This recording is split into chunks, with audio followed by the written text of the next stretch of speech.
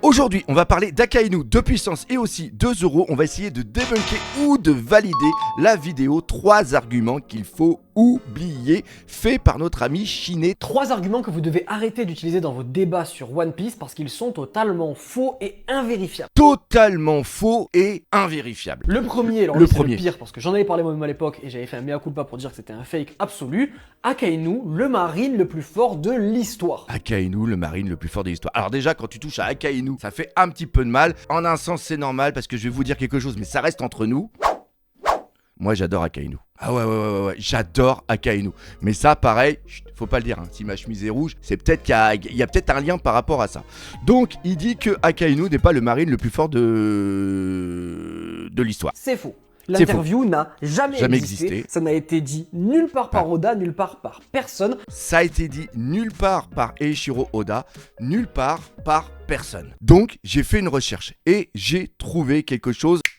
J'ai trouvé ça, un journal, donc le screenshot date de 2021 et dans ce journal on peut voir des petites cases en haut avec Akainu, d'ailleurs les doubles pages c'est sur Akainu et quand on fait la traduction de cette case, qu'est-ce qu'on peut lire? Symbole de la force inébranlable de la marine, Akainu est le marine le plus fort de l'histoire, dirigeant la génération actuelle avec sa détermination indomptable. Donc ça a bien été dit que Akainu est le marine le plus fort de l'histoire. Sous sa direction, la marine a acquis une force sans précédent et elle est devenue la plus puissante que jamais. Ça veut dire que depuis que Akainu est amiral en chef, déjà il est hyper puissant, c'est le marine le plus fort de l'histoire, et la marine maintenant elle est devenue hyper puissante. Je me suis dit pourquoi il a dû faire un debunk de ça, parce que ça c'est vraiment pas logique. Et il s'avère que quand tu fais un petit peu de recherche un peu plus approfondie, eh bien il s'avère que ce journal, eh bien en vérité c'est un fake. Cependant, je me rappelais qu'on avait quand même dit quelque chose d'absolument dingue au niveau de Akainu et c'était une interview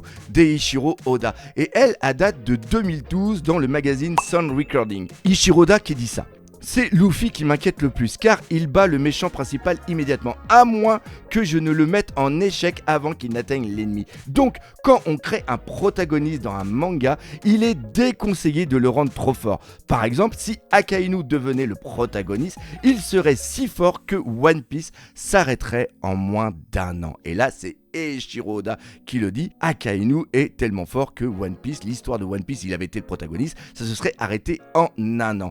Et je me suis dit, ok, il a dit ça, pourquoi et comment? Là où ça va devenir très intéressant, parce que le Akainu le plus fort de l'histoire, on va l'avoir juste après. Il faut savoir qu'en 2012, on est après l'ellipse, eh bien il y a eu une énorme exposition, c'était d'ailleurs pour les 15 ans de One Piece au Japon. Par rapport à ça, il y a eu l'interview dans le Sound Recording de 2012. Pourquoi? Parce qu'il parlait avec Nakata Yasutaka. Oui, désolé, je suis dyslexique. C'est la personne qui a fait la musique d'ambiance de cette exposition. Et ce mec-là, ce n'est pas n'importe qui, parce qu'il a fait aussi la musique du film Red. Bon, je sais que certains n'aiment pas le film Red, mais quand même, ce mec-là a une pointure. Comme il parlait de Akainu, eh bien, il y a eu une information qui a popé dans ce magazine. Et encore une fois, hein, c'est des magazines qui sont un petit peu comme ça, où Eiichiro Oda fait des interviews.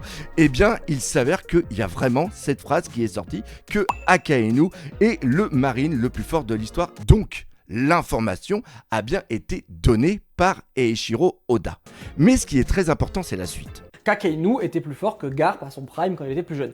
Est-ce que, maintenant qu'on dit que Akainu est le marine le plus fort de l'histoire, est-ce qu'il est plus puissant que Garp à son prime? Et c'est là où ça va poser un petit problème. Jamais. Peut-être que c'est le cas, Peut-être que c'est le cas. pas, mais ça n'a jamais été dit. Donc se baser sur ça, c'est se baser sur du vent. Et non, c'est pas se baser sur du vent. Mais il y a une chose qu'il faut prendre en compte. C'est que ce magazine, un petit peu comme celui-ci qui date de 2009 par rapport à Strong World, donc il y a des interviews dedans. Eh bien, ce qu'il faut savoir, c'est que ça date de 2012. Et la vision qu'avait Eiichiro Oda au niveau de 2012 n'est pas la même que celle qu'il a maintenant en 2025. L'écart de force, la graduation de la force a totalement changé dans la tête d'Eiichiro Oda. Parce que peut-être qu'en 2012... c'était peut-être Akainu l'un des antagonistes principaux, sauf que maintenant il y en a pas mal qui sont arrivés, dont un certain Im-sama et là dernièrement des chevaliers divins. Comme pour par exemple Marineford, le rapport de force qu'il y a à Marineford n'est pas du tout à prendre en compte par rapport aux théories de puissance de maintenant, parce que la mentalité et l'évolution de la narration de One Piece fait que malheureusement, d'un point de vue de la trame narrative, on peut garder ce qui se passe au niveau de Marineford. Par contre, au niveau de l'échelle de puissance, c'est totalement caduque. Et par rapport à ça, ce que dit justement Shin TV, eh bien, je le valide parce que même si ça a été dit par Eiichiro Oda, ça date de 2012 et entre 2012 et maintenant, One Piece a énormément évolué. Deuxième point, se servir du Doriki pour parler des échelles de puissance au niveau des équipages pirates. Voilà. Basé sur rien. Le Doriki n'est absolument pas basé sur les fruits du démon ou le haki, mais seulement sur la force brute. Voilà le schéma du Doriki à l'époque pour Enies Lobby. Imaginez que Kaku, du coup, ait mangé un fruit du démon à ce moment-là. Est-ce qu'il aurait toujours été dernier si tu le files le fruit du démon de Barbe Blanche? Est-ce qu'il n'est pas premier devant Lucci? Vous voyez bien un peu les limites du bordel. Alors attention, on va remettre un petit peu dans le contexte. Enies Lobby, c'est en 2005-2006. Et il faut savoir qu'à l'époque, il y avait Naruto et aussi Bleach qui étaient carrément au prime. Et au niveau combat, ils étaient absolument dingue. Il y avait un problème au niveau de One Piece, même s'il était haut dans les classements, même s'il avait une bonne narration et une bonne histoire, il pêchait énormément au niveau des combats. Et je sais pas si vous l'avez remarqué, mais au niveau des Nesobi, il y a des power-up de fou pour donner vraiment plus de dynamique. Et ça, c'est lié à quoi? C'est lié au Tanto et à Eiichiro Oda. Ils ont essayé de réfléchir et quel est le meilleur manga. Donc, c'était tout simplement Dragon Ball. Et qu'est-ce qu'il y avait dans Dragon Ball? Il y avait tout simplement l'échelle de puissance à travers les scooters. Le Over 9000 qui est hyper emblématique. Et c'est justement à ça qu'a servi le Doriki. Pour ceux qui vont parler de symbolique, on s'en fout. Voilà, ça a été utilisé une fois, jamais été réutilisé par la suite, vraiment, c'est basé sur rien. Et pourquoi ça n'a plus été réutilisé? Parce que justement, comme il dit, au niveau de One Piece, il n'y a pas que la force brute. Il y a la stratégie, il y a un petit peu l'analytique, mais surtout, il y a deux éléments importants, les fruits du démon, comment il l'utilise, s'il y a un éveil ou pas, et aussi après, les différents acquis qui vont aussi après avoir une femme évoluée. Donc ce deuxième argument, eh bien, je le valide aussi. Deuxième argument, Zoro ne veut plus devenir le pays le plus fort du monde, voilà, il veut devenir complètement le roi des enfers. Comme lui, exactement. Voilà. Interprétation sortie de nulle part. Je ne comprends pas comment certains peuvent dire ça. Vraiment, je comprends pas. Voilà, alors là, moi aussi, je sais pas d'où ça vient, je sais pas qui a dit ça, je sais pas où ça a été écrit, je sais pas pourquoi on utilise ça comme argument. Là, je valide à 100 000% ce qu'il dit. C'est sorti du fion. Le roi des enfers. Et alors, on est bien d'accord que One Piece, avant tout, c'est la réalisation du rêve de Luffy et la réalisation du rêve des Mugiwara qui l'accompagnent. C'est-à-dire que Zoro veut toujours devenir le meilleur épéiste pour que Luffy puisse devenir le roi des pirates. Et même maintenant, il a un autre rêve que nous, on ne connaît pas, mais que les autres Mugiwara veulent aussi qu'il ait.